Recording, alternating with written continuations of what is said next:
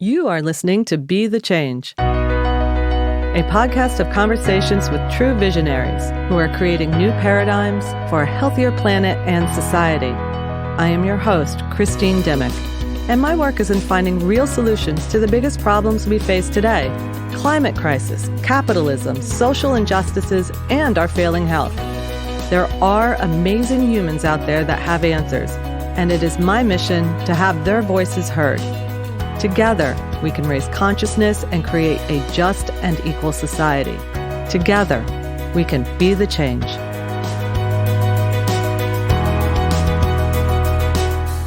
Real change comes from regular conversations over coffee or at the dinner table, not from the boardroom. And when conversation turns to collaboration, well, that's when the real magic happens.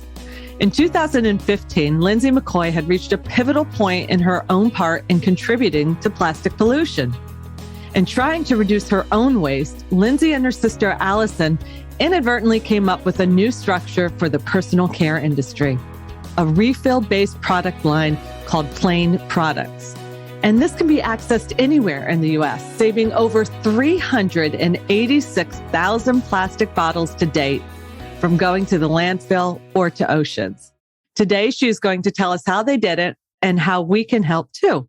Welcome, Lindsey. I'm so excited to have you here. Hi, Christine. I'm so excited to be here.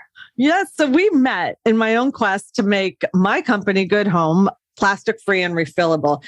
And, as we had discussed, I can't consciously contribute to this plastic problem anymore. And I heard your interview on the Indisposable podcast, and I love not just your story, but your values. You had said you believe in sharing your knowledge and helping other companies reach a reusable solution too. So I called you and you helped me. And then I learned about so much of Plaine Products and how you started. Can you give us a little bit of a background for those who don't know? Yeah, of course. So my entrepreneurial journey is a little bit different. I just gave a talk where I went to school, and so I was reflecting on this a little bit more. But, when I was coming up, if you wanted to do good in the world, you didn't go into business. You went into the nonprofit world, you went into the government world, you taught maybe. And so it never occurred to me to go into business growing up. That was absolutely something I was never going to do. So I ended up going into nonprofits, spent 20 years working at a variety of nonprofits, and ended up the last 10 in the Bahamas, where my husband's from, running an environmental education group. And at that point, my only environmental qualification was I'd lived in Boulder, Colorado. So I knew what zero waste was because I'd been to the farmer's market, and I understood that recycling existed. And that made me an environmental expert in the Bahamas at the time. There, I got to spend a lot of time with really smart scientists and go to a lot of, remote places. And I kept seeing plastic everywhere. And this idea that came out in 2014, 2015, that there could be more plastic than fish in the ocean by 2050, all of a sudden I was like, oh, yeah, it's everywhere. And it's not going away. That when you live in a country, small island, they don't have the same infrastructure to make the waste disappear the way it does in the States, out of sight, out of mind. So I could see it. And I didn't want to keep throwing plastic bottles onto that pile anymore, personally. Yeah. So I, started carrying the reusable water bottles, carrying the reusable shopping bags, kind of looking around for other options.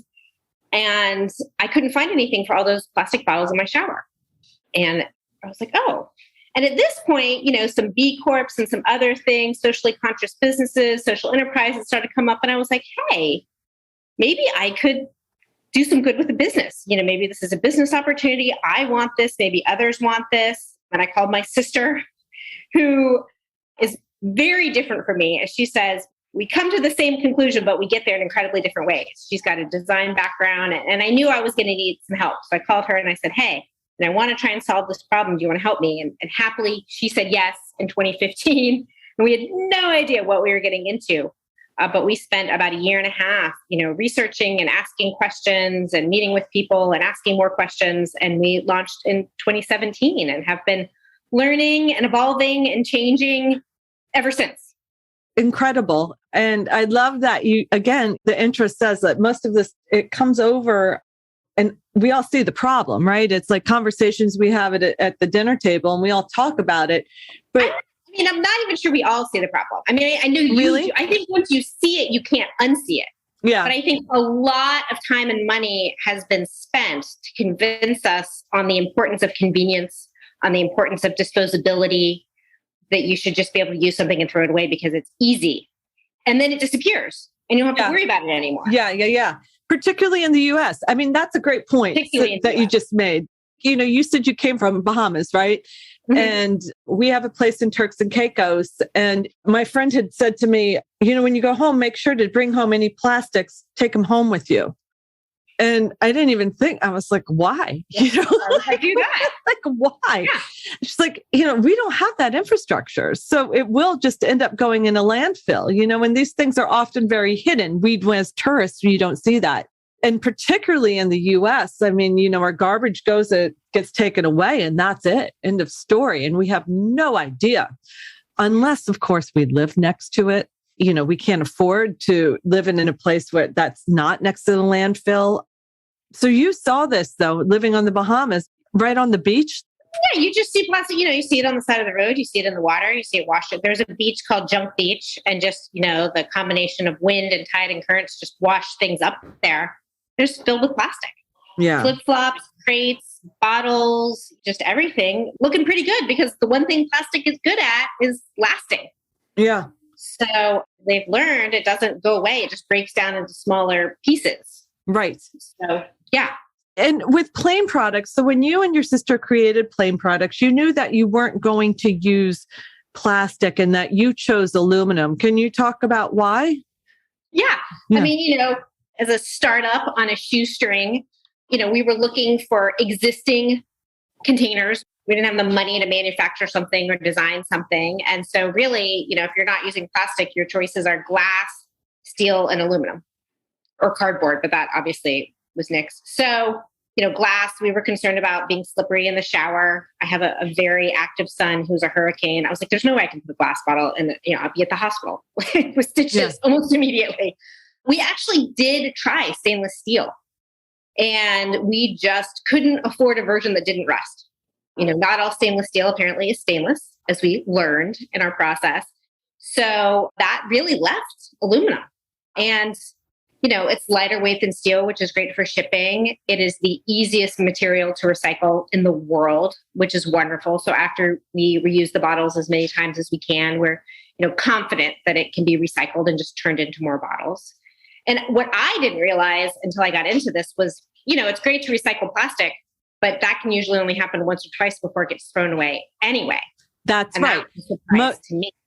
That's right. And I'm so glad you mentioned that, is that most people don't know that plastic has a lifespan, maybe 5 times, maybe, but it breaks down generally after 1 to 2 recycles, and then it turns into microplastics. Yeah, or they have to throw it away. I mean, they just can't recycle it anymore. You know, when they melt it down and reuse it, that chemical process is usually only good once or twice, maybe a few more times, depending on the type. But, and then, you know, a lot of it just doesn't get recycled at all. Yeah. So, you know, aluminum was a good fit for us for a lot of reasons. And we chose to design a box for it so that we didn't have to use fill and to protect it as much as possible, because the main problem that we have is denting.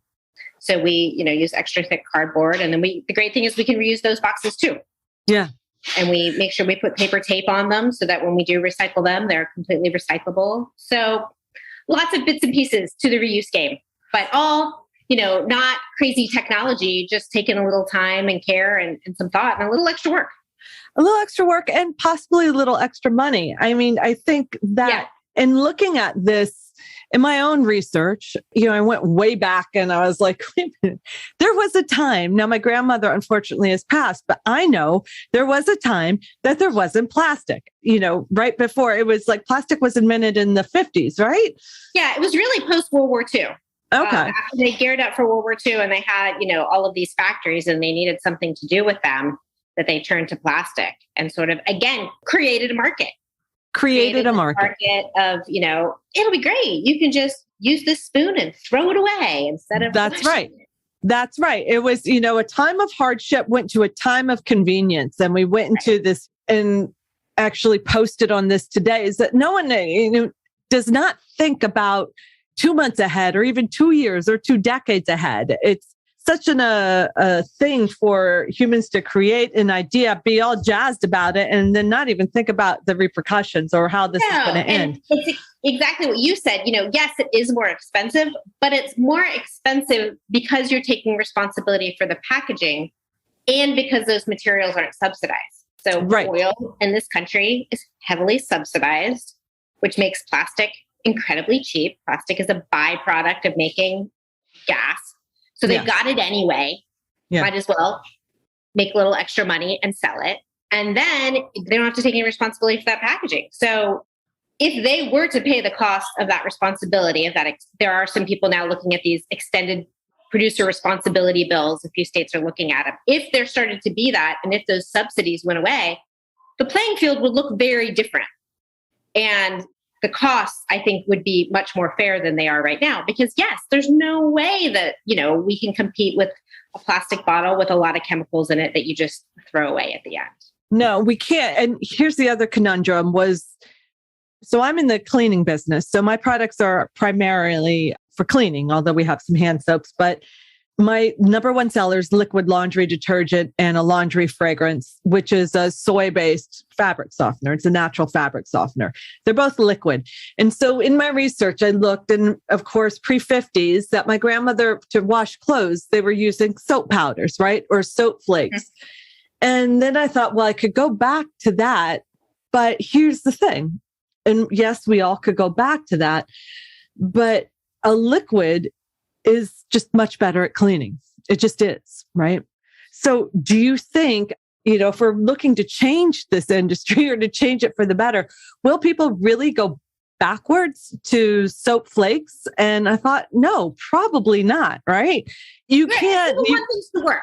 And people want efficacy. They're using the chemical plastic alternative. I mean, I think environmental products got a really bad rap in the 90s and the early 2000s because they weren't comparable quality.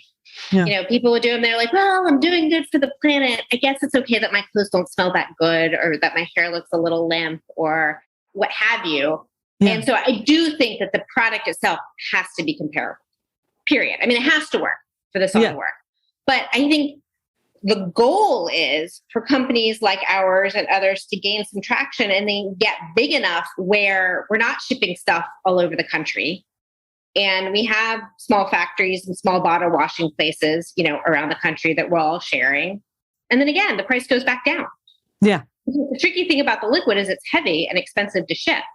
That's part of why the cost is so high. So it's hard to move it around this great big country of ours. It's expensive to get things out to the West Coast from the East Coast and vice versa. Lindsey, so in looking at this, you could have made a bar soap. Why did you decide not to?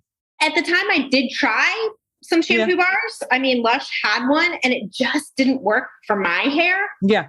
And, at the time, I just didn't have the knowledge to do that. I don't have a science background, a chemistry background, a product background. So when we were looking for manufacturers, the manufacturer that we found that we were happy with that had, natural ingredients, we didn't want to create this environmental package and then throw a bunch of chemicals in it. That's a whole other conversation I know you and I could have about the importance of, natural versus these crazy toxic chemicals. It was a liquid product. And so that, again, we worked with what we had. I mean, we didn't have the ability to formulate something. Right. So we found a product that we liked that had, we thought a very responsible supply chain, good ingredients that we were comfortable putting on ourselves and on our kids. And so we went with it. Is it ideal from a price point? No.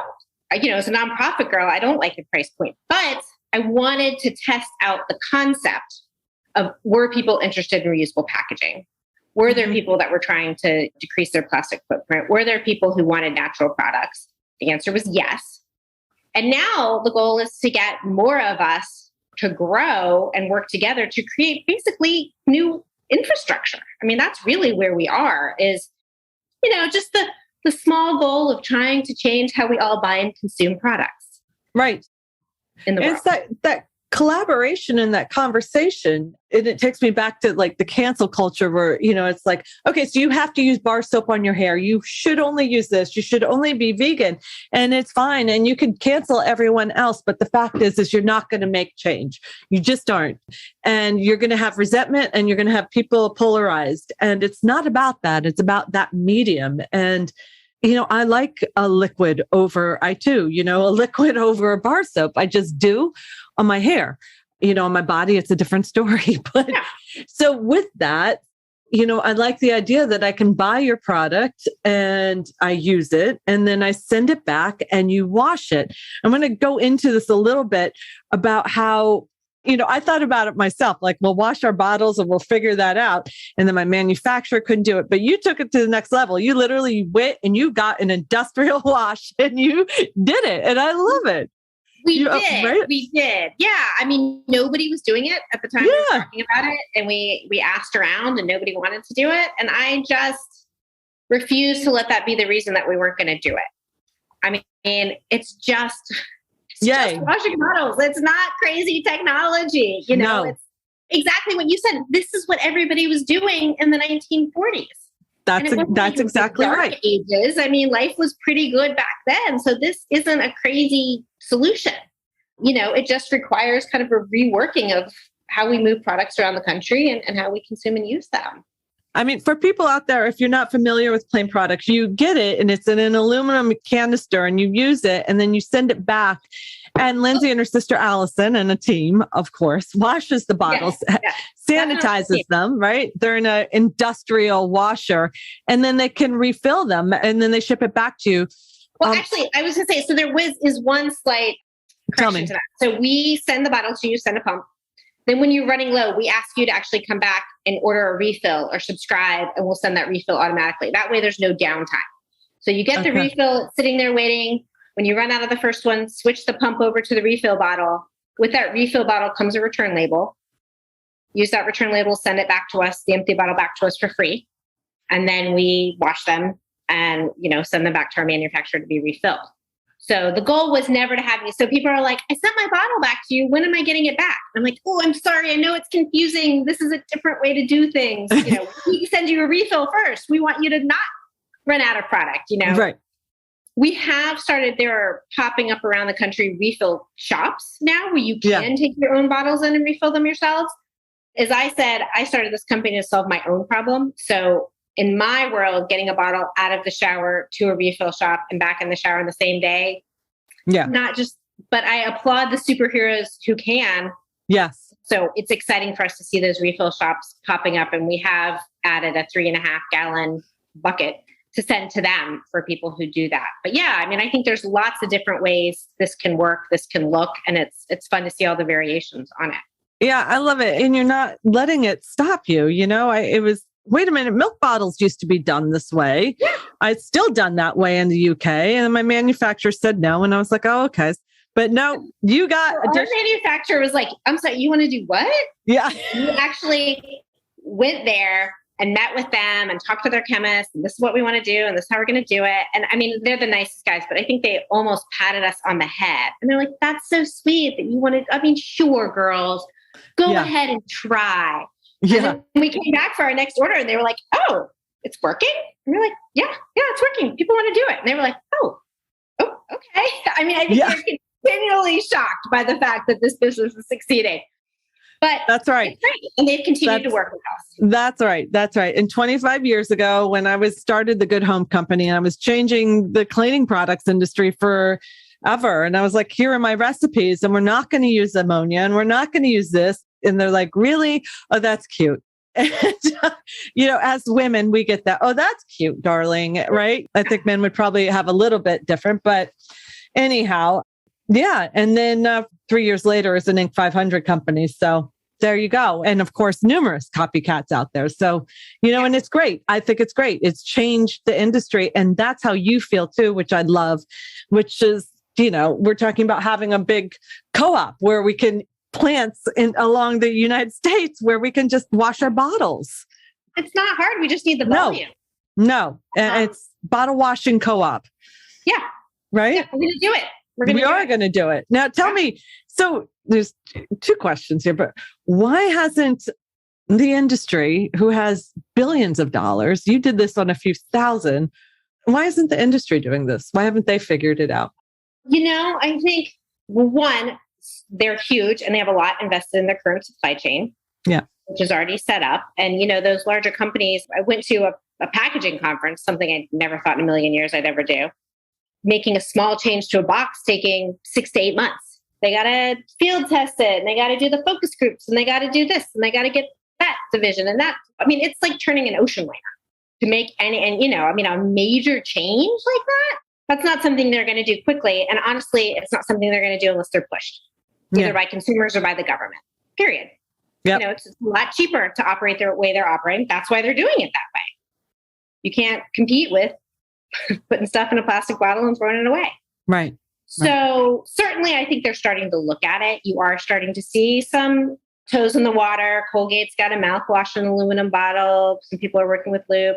They're feeling it out. But, to turn that ocean liner 360 and head in a completely different direction, or I guess 360 would be 180. 180 is a big ask, a very expensive ask. And I don't think there's enough pressure yet to force that change. That's right. I think people wonder about that. And myself too, there's naivete, but the almighty dollar is on their altar. Well, the almighty dollar, the almighty shareholder. I mean, I think until very recently, shareholder value, profit was the end goal, period. Yeah. Full stop. And it has not been until very recently that this concept of a triple bottom line of people, planet, and profit has started to raise itself a little bit more, become more of a topic of discussion. And I think it's really until those are truly balanced that we're going to see some changes made. And that's either shareholders are going to have to push them, consumers or the government are going to have to push them to do that. So the next question I had, which I think comes down to consumer, we are in a consumer-based society, at least here in the US, and always looking for that new thing, the new shirt, the new shoes, the new happy. And right. And in your line, you have limited it. And I read that you limit it for a reason, like you have unscented, right? For those who can't even tolerate essential oils or perfumes. And then you have 2 scents. And that was enough for you, right? That was enough, you said. And I get that. I get that. But then it goes completely against what our society is, which is like, what's the new fragrance? What's the new product? What's the new innovation? How do you balance that? I was just talking to somebody the other day and they're like, God, you got to add a baby line. And I was like, well, all of our products are baby safe. I feel like if I add a baby line, I'm sending this message that you should only use this line for your children when they're all safe. Yeah. I was like, I don't want to just stick a duck on a bottle and call it a baby line. And it's tough. Could we market a baby line? Yeah, probably. But I feel like, that's just not who we are as a company. We went with a formula of shampoo and conditioner, and we say to people, hey, if your hair is like mine, it's straight and a little bit oilier, leave the shampoo in longer. You don't need a separate shampoo than somebody else in your family if they have curly hair. They just don't leave the shampoo in as long, leave the conditioner in longer. There's adjustments that you can make on your own. And again, that's kind of swimming upstream as far as most personal care products go. But I feel like to do otherwise would be against our values of less waste in the world. Nobody probably really needs to have as many bottles on their bathroom counter or in their shower as they do, myself included. It's easy to fall for the marketing. Oh my God, buy this. You'll look like you're 20. Like, ooh, that sounds great. Yes. Let me get my hands on that. But it doesn't quite usually work as well as promised. And then it just sits there. Yeah. No, I have numerous things for that. And the beauty industry is like all based on that. You need this, you need that.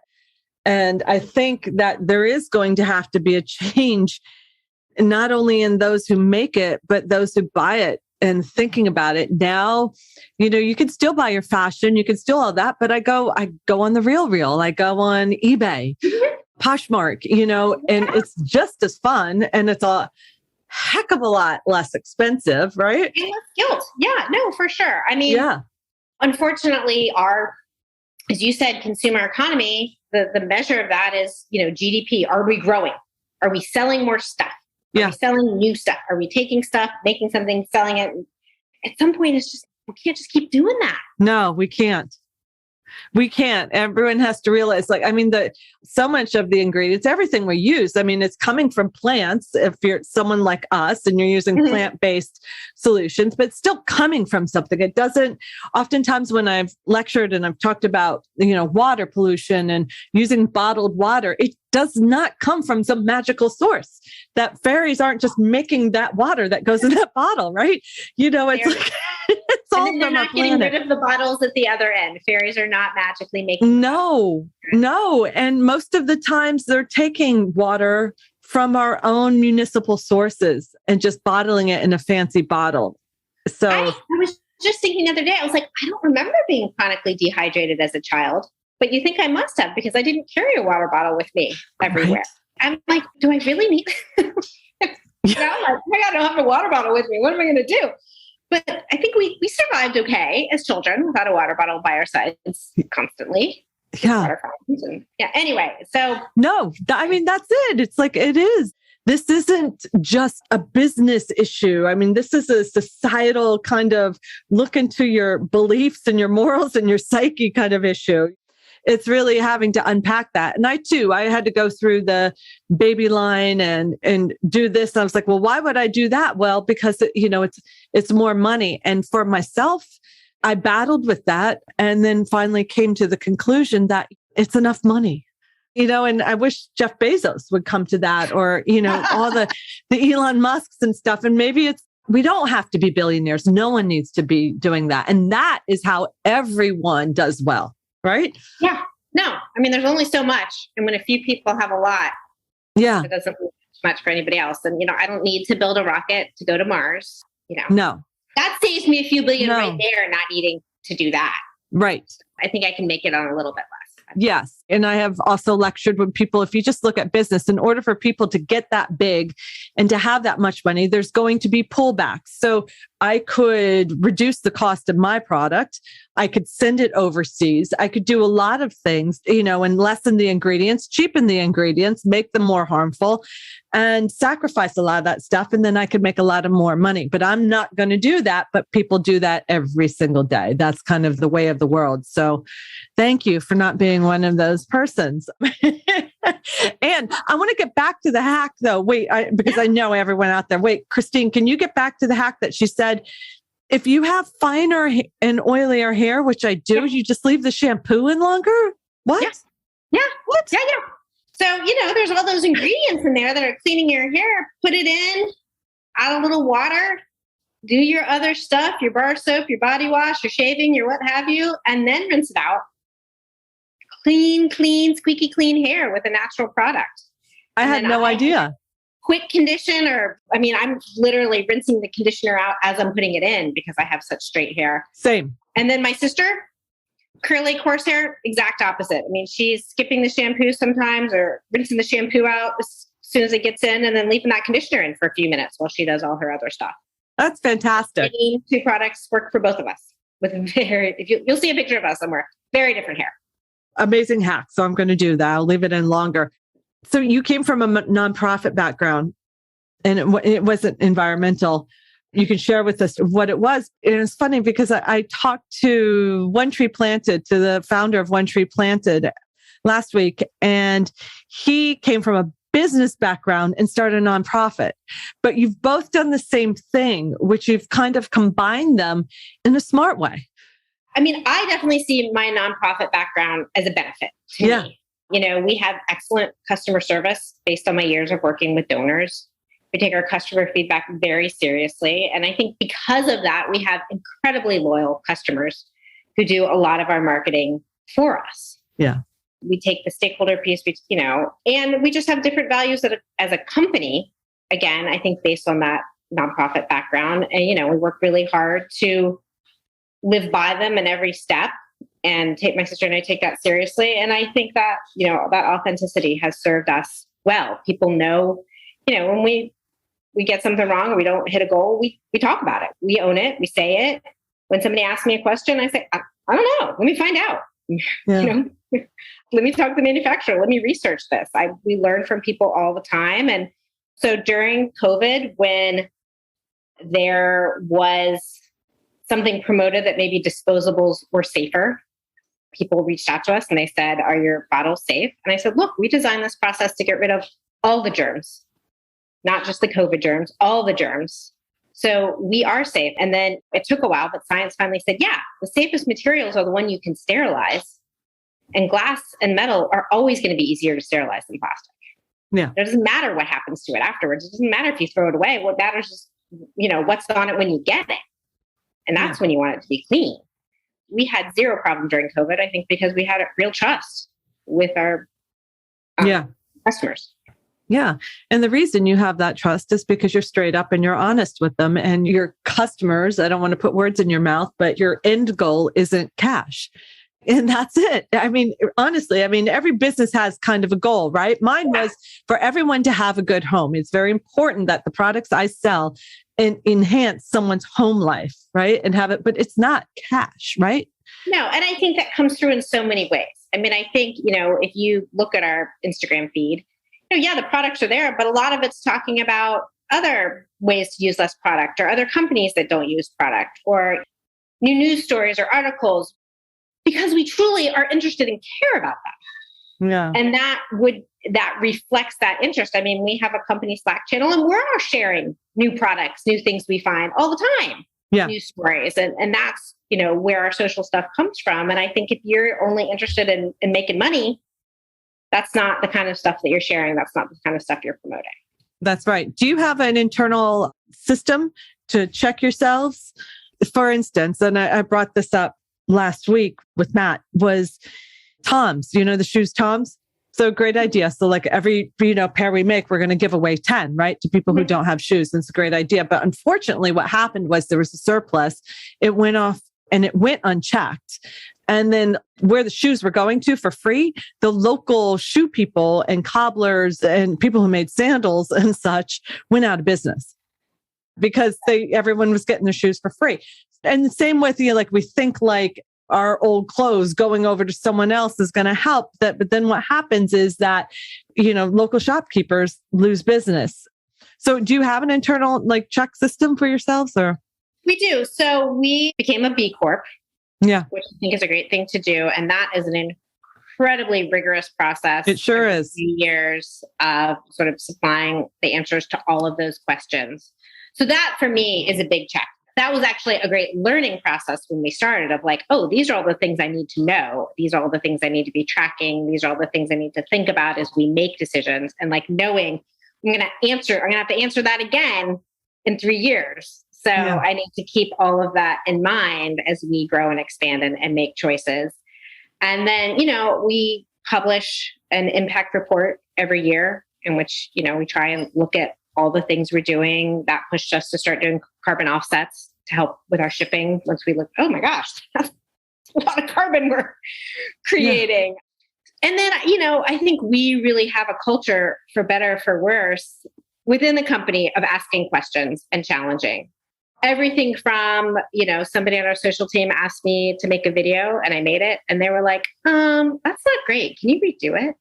And I was like, okay, I guess I'm really happy that you're comfortable enough to tell me that was really bad. That is a good thing. And they were they were 100% right. I was busy. I rushed it. I didn't do exactly what they asked me to do. I redid it. It was much better. Yeah. And I was okay, glad that we have a culture where people are not afraid to tell me that something isn't up to snuff. Right. So in a perfect world, I should probably do that every so often just to make sure they keep telling me it's bad. But yeah, I think, I tried very hard to own mistakes company-wide, to be like, oh, look at the typo and the thing that I did, was rushing too much. Yeah. To make it okay for everybody to say, we mess up sometimes. I think that's a sign that you're doing a great job, that they're comfortable enough to say that to you, because it's because oftentimes, if you're at you founded the company too, that people are uncomfortable. There's a fear factor. There's this monarchy of sorts, right? And I'm glad that because that's where we get in trouble. What if someone had said to, now they're talking to Jeff Bezos and he's like, but what if in the beginning he said, you really need to unionize. That's the right thing to do. And like maybe, have boxes that are recycled or reusable, et cetera, right? Like what's your impact going to be? Yeah. Yeah. Whole different world we'd be living in. Right? Yeah, absolutely. Well, I think it's, important to hire those people as you grow. Specifically, I hired a friend of mine who was a vegetarian when nobody was, is, incredibly principled. And she's the one who asked me those questions. And I'm like, oh, you're right. That is what we should do. But she's that person and it's great to have her. And she makes me crazy. And I knew she was going to make me crazy when I hired her, but that's why I hired her. Yeah, no, bless her. And it's right. Doing this, it isn't easier. It isn't easier. It isn't. Oftentimes it's like, oh man, can we just let this go? That's going to cost me money. It's either going to cost money. It's going to cost me time. It's going to cost me thought time. Brain damage. Yeah. It's not easy. It isn't easy. So thank you. Thank you for not taking the easy route. Thank you. I mean, it would have certainly, it's certainly easier again to put a bunch of chemicals in a bottle and people to clean their house with it. Yeah, that's right. That's right. Well, listen, so what's next for you guys? Where can we find you? Tell us all about it. Yes, thank you. Remind me to be a business person. Yeah. So my sister and I have the shared last maiden name of Della Plaine. Yeah. So that's where the Plaine with an E came from. So Plaine Products. And it was also sort of this plain and simple solution to waste. Yeah. Just wash stuff and reuse it. So we're online, plaineproducts.com, on all the social channels at Plaine Products. Yeah, super easy to find. We love to hear from people. We love to hear ideas. We have a new hair gel and a deep conditioner that are going to be coming out this summer that we're super excited about. So yeah, we're always cooking up new stuff. Beautiful. Did your 14-year-old son check that? Did he test the hair gel?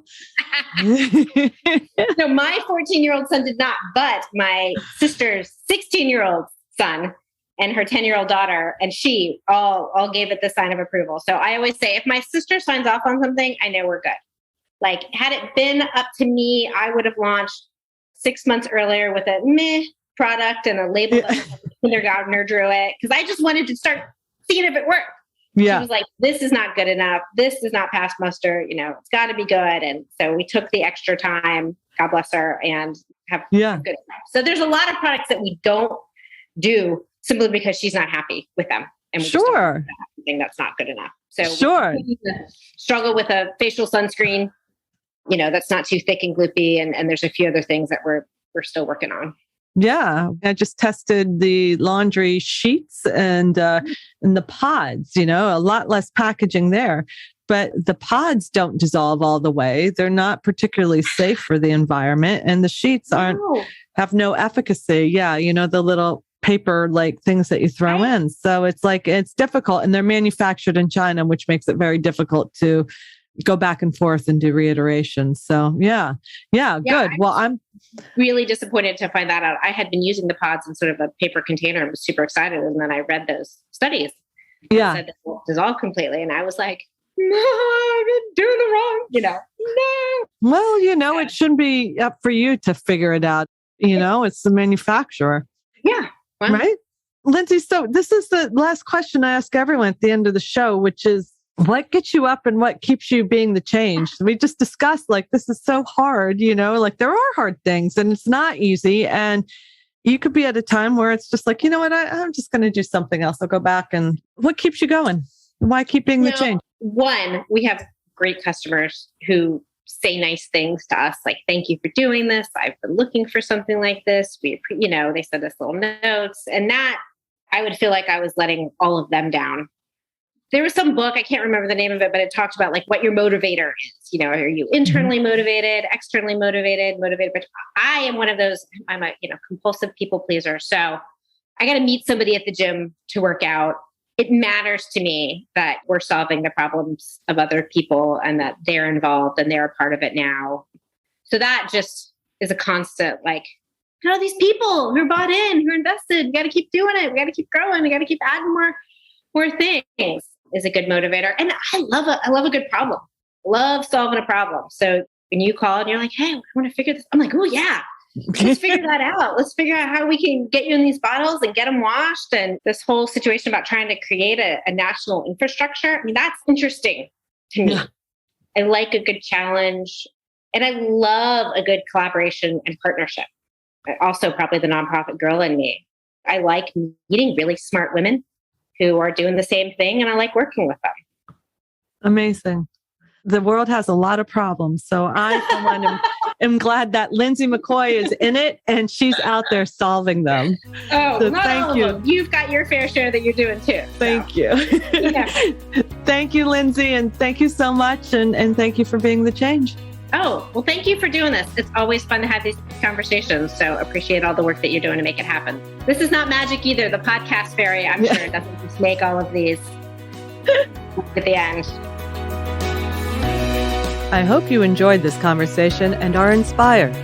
We grow with supporters and listeners like you. So please share this podcast with your community and follow us on Instagram at bethechange.nyc. And to learn more about our guests and what you can do to be the change, go to our website at www.bethechange.nyc. That's bethechange.nyc. Thank you and be well.